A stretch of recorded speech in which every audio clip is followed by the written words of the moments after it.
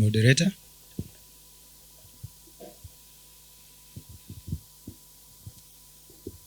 The title of the study I am presenting is Operational Framework for Efficient Data Acquisition on Infrastructure Projects using Unmanned Aerial Vehicles for Rapid Value Assessment.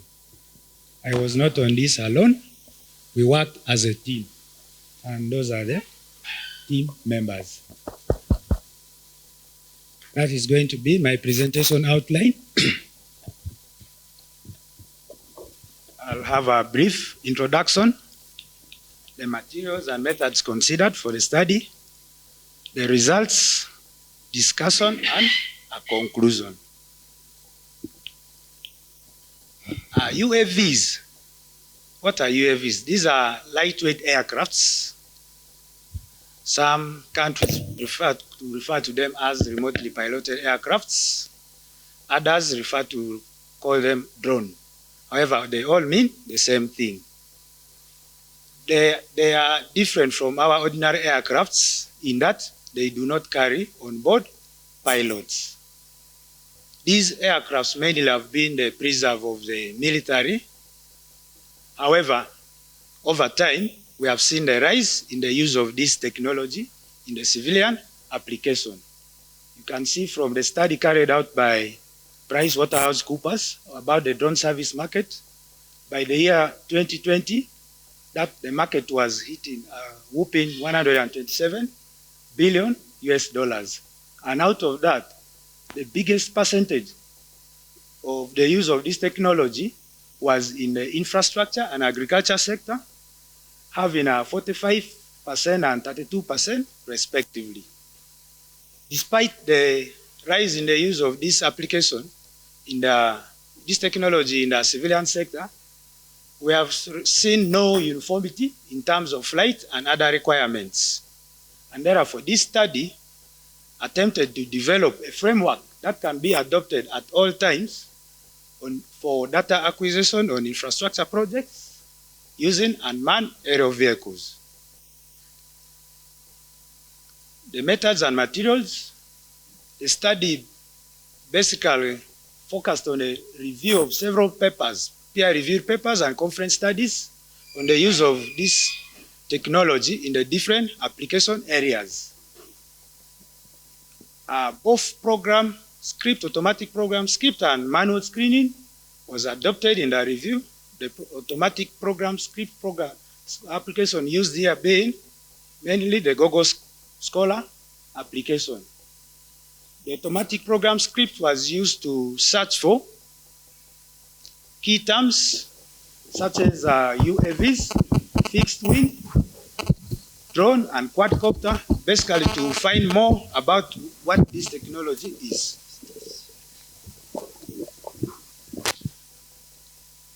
The search was finally narrowed down to the area of interest, with the area of interest being infrastructure. The search was narrowed down by typing key terms such as the use of UAV in infrastructure, UAV and infrastructure.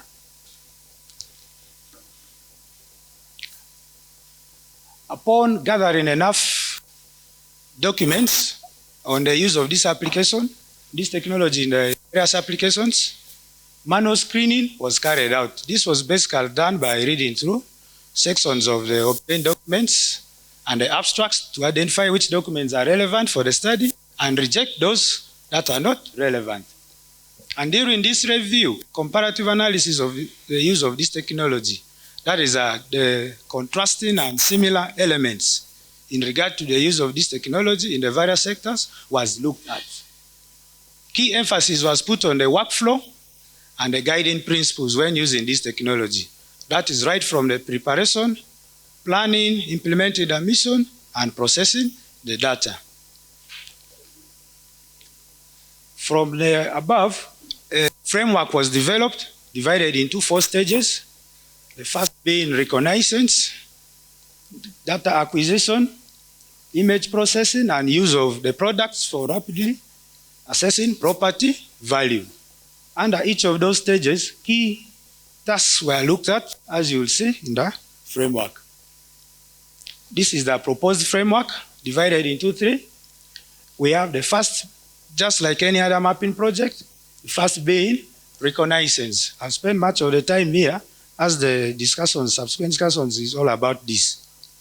Under reconnaissance, we have first is to conduct site preparations. Under site preparation, there is need to check the site where you're going to fly for obstructions. Obstructions can be electric power lines, they can be tall buildings, they can as well be trees. So you need to scan the area around for such obstructions. Secondly, you need to check the weather suitability by checking weather forecast data. How is the weather? You know, these aircrafts are affected by harsh weather. They are unlike the ordinary, the bigger aircrafts that can withstand bad weather. Then you also need to get a good knowledge of your area of study, where you intend to fly. How big is it? Then the second under reconnaissance is they need to look at the flight parameters. Key among the parameters is the ground sample distance. That is the resolution you intend to acquire your data at. The lower it is, the better. Secondly, you need to look at the camera sensor information. Look the focal length of your camera, the sensor width. You need to look at that.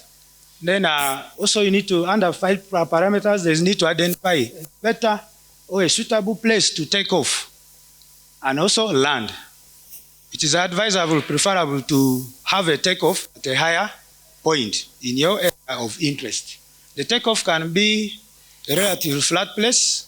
You can as well have improvise, create a pad as your takeoff and landing. Then the third area under reconnaissance is the available devices. What type of device are you going to use? UAV platforms are basically characterized into two. We have the fixed wing. We also have the multi-rotor. And the selection of the suitable platform basically is dependent on the application. But key aspects one can consider when selecting the aircraft is, one, the endurance. How long is your work going to take? The fixed wing have certain endurance that are the longer endurance, unlike the multi-rotor that have certain endurance. You look at the weight of the aircraft. You can also look at the sensor capability, the sensor that it carries. Then you have under the available devices, there's also need to look at your ground control station. This is where you will monitor telemetry information about the flight, telemetry data, the flight speed, the battery level. So there's need to look at that. Then we have the legal parameter. Okay. We have the legal parameter. As I said, this sector previously was under the military. We have a lot of legal requirements must go undertake to fly one. One is you need to check for airspace restrictions. There are places you're not supposed to fly around, like the airports, military zones. Such areas are not allowed to be flown unless you seek for permission. There's need to obtain authority to fly over the site where you're going to fly. The individuals, you need to notify them. As the operator of the aircraft, you must be a licensed operator. And then there's also the maximum flying altitude. As per Uganda's regulations of last year, the maximum flight altitude is about 400 feet for civilian applications. Then we also need the base data to improve on the processing accuracy. That is our ground control points established, measured using the traditional ground measurement techniques. Then under reconnaissance, we still have the flight plan. These are ordered list of items that the drone must follow as it implements the mission. We have the overlap, the forward and the side overlap, the flight altitude, the flight pattern, sensor payload status, and weather requirements. Having done that, one can now do the data acquisition. Before you do the data acquisition, you need to undertake flight checks and setups. Assemble your UAV, calibrate it to have a better performance, then conduct the pre-flight checks and launch your flight. By uploading the flight mission, taking off, using either of the two modes for civilian applications, the visual line of sight is recommended. Beyond visual line of sight is normally not recommended for rather civilian application unless requested for. Then thereafter, you need to constantly monitor these aircraft. There must be an observer constantly monitoring the aircraft where it is. Then you land and you have your data. You then download these images from the database and select. Now the selection must be informed by a set criteria, and this criteria mainly is based on the flight plan. Selection can be manually done or automated. However, manual has its challenge. Manual can only be applicable when you have less number of images. Where you have thousands, then the automatic selection is advised. Then processing the images, right, starting from the processing follows the image alignment, point cloud classification, georeferencing, and then performance of the bundle block adjustment. Basically, under the feature point image matching, what happens is the images are geometrical aligned. Just a few minutes. The images are geometrical aligned based on the key points, the common points on stereo pairs.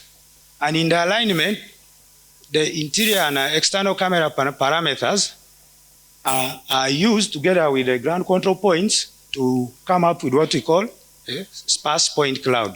Now, this sparse point cloud can then further be densified using a technique referred to as the epipolar geometry to have what is referred to as the dense point cloud.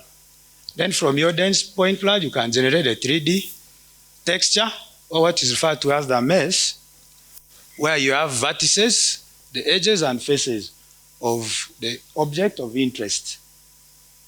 The accuracy of these products can be assessed based on the root mean square error technique. That is comparing the XY values from the DSM to the observed points that from the base data, the checkpoints.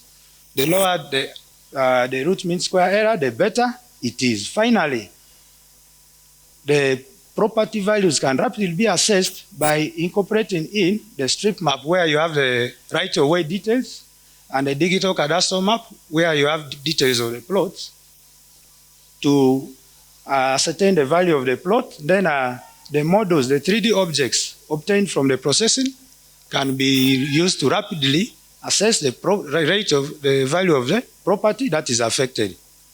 Validation is then done by comparing the results from this technique from the current or the traditional technique of property value assessment. This basically was what I was explaining to you. These are the obstacles, that are the obstacles one must look at when for your preliminary survey. Scan for them, the flight parameters I was talking about, the available devices, the rotor wing and the fixed wing. Down there's the control station where you do observation of the telemetry data from. Then the legal parameters, airspace restriction, notification of stakeholders, the base data, the ground control points. You can see observation taking place there of the ground control points. Then the flight plan with its specifics on the right there. We are doing the data acquisition. You can see the project team assembling the fixed wing Quest UAV. On the right, a multi-rotor UAV assembled, ready for takeoff. These are the calibration, what you undertake under the calibration. Launching the flight, the two modes one can use visual line of sight and beyond visual line of sight. See observers there, observing where the aircraft is heading. Then make constant maintenance of the radio link, that is between the ground control station and the UAV. Then this explains the processing which I've already explained. As I said, processing takes place in cloud or using high power computers. These are some of the recommended systems requirements of the computer one can use to process the data. You can see for small projects under 100 images, you need a RAM of at least 8 GB So the data really needs a supercomputer. That's the formula that is used for assessing the accuracy. And here on your right, we have a right of way from the strip map and the digital cadastral map. From there, you can easily calculate and identify the affected portion that is within the infrastructure corridor. And in conclusion, this is what I will say. The suggested framework considered both the legal and technical requirements for operating a UAV. The framework is split into 4 phases: the preliminary survey, data acquisition, image processing, and using them for rapid property value assessment. And it further covers key aspects regarding the use, and therefore can be adopted for other UAV applications. Thank you.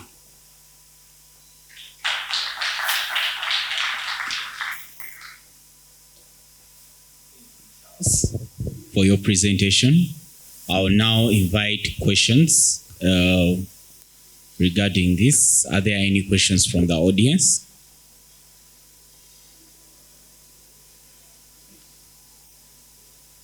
Okay, I can see I have a question. Mm-hmm. 2 questions actually. They're quite consequential. The first one, you talked about reconnaissance. So I'd like to inquire, is that ground reconnaissance where you have to go on ground? Or there is another way of doing it? And then the second question is in relation to that. So if it's ground, doesn't that sort of beat the purpose of using drones? Because one of the driving forces for using drones is that you're trying to avoid the exposure, say, of, let's say, a remote place for people having to go to those specific places. So is there maybe another way you do the reconnaissance, or you have to go there on ground? Thank you. Thank you for that wonderful question. The reconnaissance is done on ground. As you are aware, drones are lightweight aircrafts. And when they are taking off, they must take off from the ground. So there is need to go on ground to identify a suitable platform where you can and land from. So the reconnaissance I'm talking about here is done on ground. It's not done anywhere else. Does that answer your question? Perhaps we are not. My question was about the area the drone is surveying. There's no ground reconnaissance done for that? It is done. That is why when you go to the framework,